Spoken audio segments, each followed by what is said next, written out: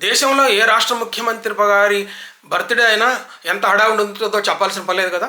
ఇవాళ ముఖ్యమంత్రి యనమల రేవంత్ రెడ్డి గారి బర్త్డే. మీరు ఏ పేపర్ చూసినా ఫస్ట్ పేజీలో ఉన్న అన్ని పత్రికలు ఫస్ట్ పేజీలో కూడా పెద్ద పెద్ద ఫుల్ పేజ్ అడ్వర్టైజ్మెంట్లు వచ్చినాయి. అందులో ఎమ్మెల్యేల దగ్గర నుంచి చిన్న చిన్న నాయకుల దగ్గర నుంచి ఆ ప్రాంతం నాయకుల దగ్గర నుంచి రకరకాలుగా వాళ్ళు పేపర్ అడ్వర్టైజ్మెంట్లు పూర్తిగా కనిపిస్తూ ఉంటాయి అని.